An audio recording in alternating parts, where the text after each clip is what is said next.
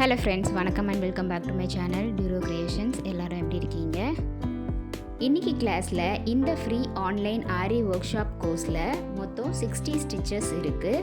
So ஒவ்வொரு 10 stitches நான் explain பண்ணி உங்களுக்கு வீடியோ அப்லோட் பண்ணதுக்கப்புறம் ஒரு வீடியோ டவுட்ஸ் கிளாரிஃபிகேஷனுக்காக மட்டுமே க்ரியேட் பண்ணலாம் அப்படின்னு சொல்லிட்டு பிளான் பண்ணியிருக்கேன்.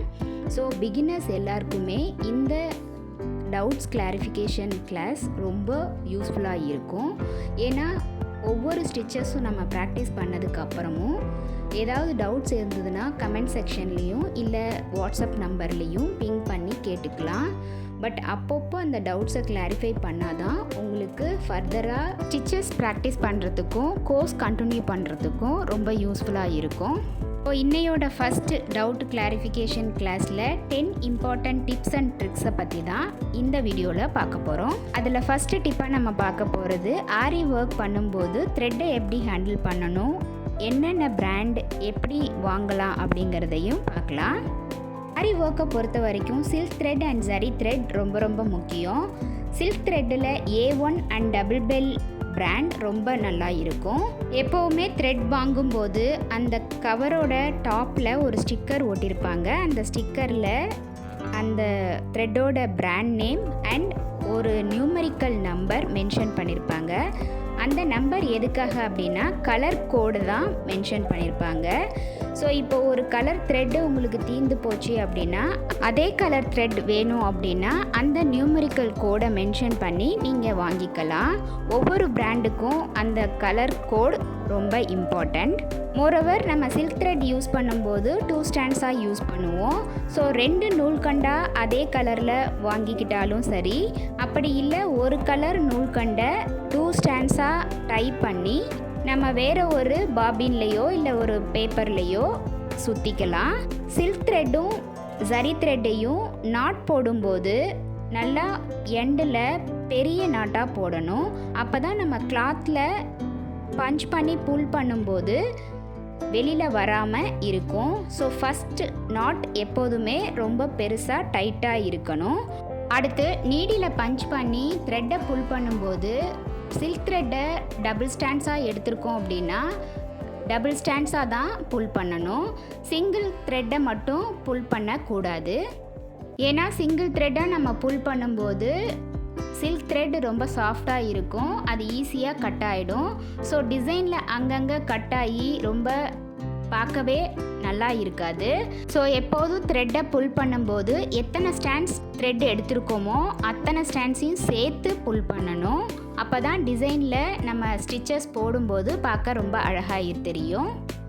மோரோவர் ஒவ்வொரு ஸ்டிச்சஸ் நம்ம கம்ப்ளீட் பண்ணும்போதும் ஆரி எண்ணாட் போட்டு தான் கம்ப்ளீட் பண்ணணும். செகண்ட் டிப், ஆரி ஒர்க் போடும்போது கிளாத் அண்ட் ஸ்டிச்சஸ் எப்படி ஷ்ரிங்கேஜ் ஆகாமல் அவாய்ட் பண்ணலாம் அப்படிங்கிறத பார்க்கலாம். ஃபஸ்ட்டு கிளாத் சுருங்காமல் இருக்கணும் அப்படின்னா நம்ம ஃப்ரேமில் ஃபிக்ஸ் பண்ணியிருக்கிற கிளாத் ரொம்ப டைட்டாக இருக்கணும். எல்லா பக்கமும் டைட்டாக பிடிச்சி ஃபிக்ஸ் பண்ணிவிட்டு சைடில் எந்த ஒரு டிஸ்டர்பன்ஸும் இல்லாமல் பேலன்ஸ் இருக்கிற கிளாத் எல்லாத்தையும் நம்ம சேஃப்டி பின்னால் செக்யூர் பண்ணிக்கலாம். இந்த மாதிரி பண்ணும்போது நமக்கு கிளாத் அந்தளவுக்கு சுருங்காது. அடுத்து ஜர்தோசி நீடில் யூஸ் பண்ணும்போது அதோட ஹெட் பாயிண்ட் ரொம்ப ஷார்ப்பாக இருக்கும். அப்போது ப்ரைடல் ப்ளவுசஸ் ஒர்க் பண்ணிகிட்டு இருக்கும்போது சம்டைம் கிளாத்தில் இருக்கிற த்ரெட்டே சேர்த்து புல் பண்ணிவிடுவோம். அந்த மாதிரி புல் பண்ணாமல் நம்ம நீடில் 90 டிகிரிக்கு பஞ்ச் பண்ணி நம்ம கீழே வச்சுருக்க சில்க் த்ரெட்டை மட்டும் புல் பண்ணணும். மோரோவர் நீடில் பஞ்ச் பண்ணி நம்ம த்ரெட்டை புல் பண்ணும்போது கீழே இருக்கிற த்ரெட்டை ரொம்ப டைட்டாகவும் பிடிக்கக்கூடாது. அந்த மாதிரி டைட்டாக பிடிச்சோம் அப்படின்னா ஸ்டிச்சஸ் ரொம்ப டைட்டாகவும் கிளாத் ஷ்ரிங்கேஜ் ஆகிறதுக்கும் நிறைய சான்ஸ் இருக்குது. டிப் நம்பர் 3, ஸ்டிச்சஸ் ட்விஸ்ட் ஆகாமல் இருக்கிறதுக்கு என்ன பண்ணலாம் அப்படிங்கிறத பார்க்கலாம். அதுக்கு நம்ம ஸ்டிச்சஸ் ப்ராக்டிஸ் பண்ணும்போதே நீடில் பஞ்ச் பண்ணி த்ரெட்டை புல் பண்ணி நீடில் ட்விஸ்ட் பண்ணும்போது எந்த டைரெக்ஷனில் ஃபஸ்ட்டு நம்ம ட்விஸ்ட் பண்ணுறோமோ அதே டைரெக்ஷனில் ஸ்டிச்சஸோட எண்டு வரைக்கும் நீடில் ட்விஸ்ட் பண்ணி புல் பண்ணணும். இந்த பிபிடி ப்ராசஸ் நம்ம டைரக்ஷன் மாற்றும் போது ஸ்டிச்சஸோட டைரக்ஷனும் சேஞ்ச் ஆகிடும். ஸோ ஸ்டிச்சஸ் முடிச்சுட்டு அந்த டிசைனை பார்க்கும்போது ஸ்டிச்சஸோட டைரக்ஷன் சேஞ்ச் ஆகி பார்க்கவே நல்லா இருக்காது. ஸோ பிபிடி ப்ராசஸ் எப்போதும் ஒரே டைரக்ஷனில் ஃபாலோ பண்ணணும். டிப் நம்பர் 4, டிசைனுக்கு ஏற்ற மாதிரி நம்மளோட ஸ்டிச்சஸ் அண்ட் நீடிலோட டைரக்ஷன் எப்படி சேஞ்ச் பண்ணலாம் அப்படிங்கிறத பார்க்கலாம். ஒரு டிசைனில் ஒரு டைரக்ஷனில் நம்ம ஸ்டிச்சஸ் போட்டுட்ருக்கும்போது இன்னொரு டைரக்ஷனில் ஸ்டிச்சஸை சேஞ்ச் பண்ணணும் அப்படின்னு சொல்லும்போது அந்த டைரக்ஷன் எந்த பக்கமாக ஃப்ளோ ஆகுதோ அதுக்கு ஆப்போசிட் சைடில் ஒரு குட்டியாக செயின் ஸ்டிச் போடணும். இந்த செயின் ஸ்டிச்சை நம்ம குட்டி லாக் செயின்னு சொல்லுவோம். இந்த லாக் செயின் ஸ்டிச்சு போட்டுட்டு நீடிலோட டைரக்ஷனை நம்ம சேஞ்ச் பண்ணிக்கலாம். இப்படி சேஞ்ச் பண்ணும்போது நமக்கு அந்த கார்னர் சைட்லலாம் ரொம்ப பர்ஃபெக்டாக ஸ்டிச்சஸ் ரொம்ப அழகாக இருக்கும். மோரோவர் ஷேப் எதுவும் மாறவும் மாறாது. டிப் நம்பர் 5, எப்படி ஒரு டிசைனை பர்ஃபெக்டாக ஸ்டிச் பண்ணலாம் அப்படிங்கிறது தான்.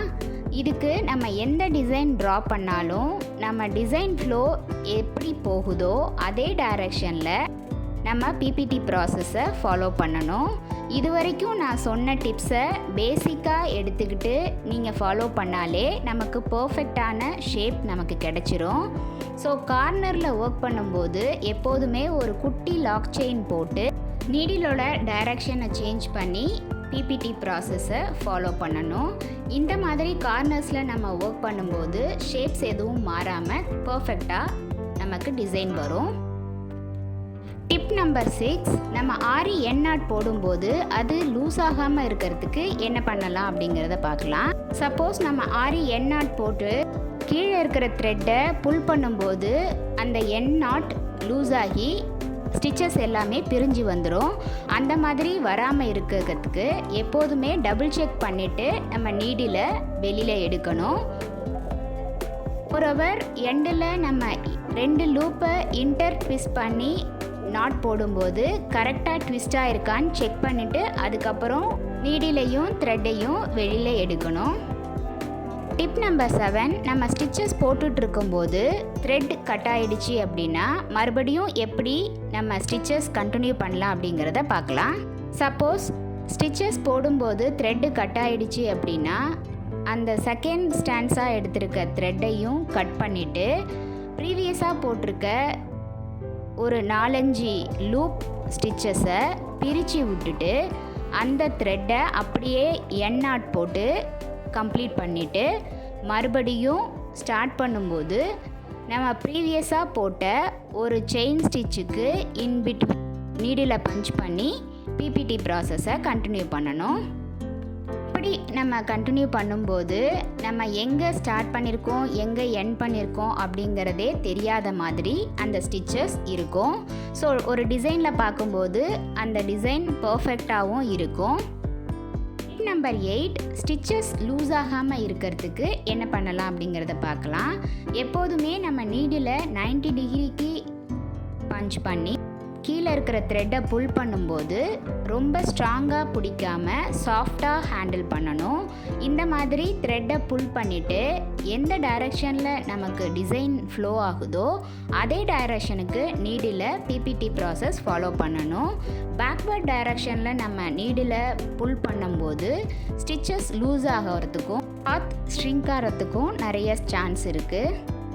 டிப் நம்பர் 9, ஆரி ஒர்க்கில் எப்படி ஸ்பீட் அண்ட் பர்ஃபெக்ஷன் இம்ப்ரூவ் பண்ணலாம் அப்படிங்கிறத பார்க்கலாம். அதுக்கு ஒரே வழி, அட்லீஸ்ட் ஒரு நாளைக்கு ½ அன் ஹவராவது ஆரி ஒர்க் நீங்கள் ப்ராக்டிஸ் பண்ணியே ஆகணும்.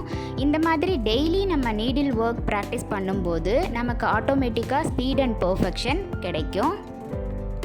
Last but not the least, tip number 10, aari work பண்ணும்போது நம்மளோட ஹெல்த் ரொம்ப ரொம்ப முக்கியம்.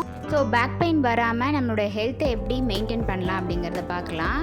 பேக் பெயின் வராமல் இருக்கிறதுக்கு நம்ம வால் சைடோ கம்ஃபர்டபுளான பிளேஸில் உட்காந்து ஒர்க் பண்ணணும். அதே மாதிரி ஒர்க் பண்ணுறதுக்கு உட்காரும் போதே பக்கத்துலேயே ஒரு வாட்டர் பாட்டிலில் தண்ணி நிரப்பி வச்சுக்கலாம். Every 10 minutes once or an hour once நம்ம அந்த தண்ணியை குடிச்சிக்கிட்டு ஒர்க் பண்ணணும். ஏன்னா பிகினர்ஸ் எப்போதுமே இன்ட்ரெஸ்டோடு ஒர்க் பண்ணும்போது தண்ணி குடிக்க மாட்டோம். ஸோ பாடி டீஹைட்ரேட் ஆகிட்டு ஹீட் ஆகிடும். அதனால எப்போதும் பக்கத்துலேயே ஒரு வாட்டர் பாட்டிலில் தண்ணி வச்சுக்கிட்டு நம்ம கம்ஃபர்டபுளான பிளேஸில் உட்காந்து ஒர்க் பண்ண ஸ்டார்ட் பண்ணலாம். நம்மளுடைய இந்த free online aari workshop கோர்ஸில் ஜாயின் பண்ணணும் அப்படின்னு நினைக்கிறவங்க ஸ்க்ரீனில் தெரிகிற வாட்ஸ்அப் நம்பருக்கு காண்டாக்ட் பண்ணி ரிஜிஸ்டர் பண்ணிக்கலாம். மோரோவர் நான் இதுவரைக்கும் எக்ஸ்பிளைன் பண்ண ஸ்டிச்சஸோட டீட்டெயில்டு வீடியோ லிங்க் டிஸ்கிரிப்ஷன் பாக்ஸில் இருக்குது. பார்க்காதவங்க அந்த லிங்க்கை செக் பண்ணியும் பார்த்துக்கலாம். என்ன ஃப்ரெண்ட்ஸ், வீடியோ பார்த்தீங்களா? கண்டிப்பாக இந்த வீடியோ உங்களுக்கு இன்ட்ரெஸ்டிங்காகவும் யூஸ்ஃபுல்லாகவும் இருந்திருக்கும்னு நினைக்கிறேன். வீடியோவை ஸ்கிப் பண்ணாமல் லாஸ்ட் வரைக்கும் பார்த்ததுக்கு ரொம்ப தேங்க்ஸ். இந்த வீடியோ பிடிச்சிருந்தா ப்ளீஸ் லைக் பண்ணுங்கள், ஷேர் பண்ணுங்கள் அண்ட் மறக்காமல் டியூரோ கிரியேஷன் சேனலுக்கு சப்ஸ்கிரைப் பண்ணி கூடவே பக்கத்தில் இருக்கிற பெல் ஐக்கானை ப்ரெஸ் பண்ணி சேவ் பண்ணிக்கோங்க. ஸோ தட் நான் அப்லோட் பண்ணுற எல்லா வீடியோஸ்க்கும் உங்களுக்கு நோட்டிஃபிகேஷன் வரும். நீங்கள் மிஸ் பண்ணாமல் என்னோடய வீடியோஸை பார்க்க முடியும். நெக்ஸ்ட்டு ஒரு இன்ட்ரெஸ்டிங் கிளாஸில் உங்களை மீட் பண்ணுறேன். Till then bye from Duro creation. Happy learning and thanks for வாட்சிங்.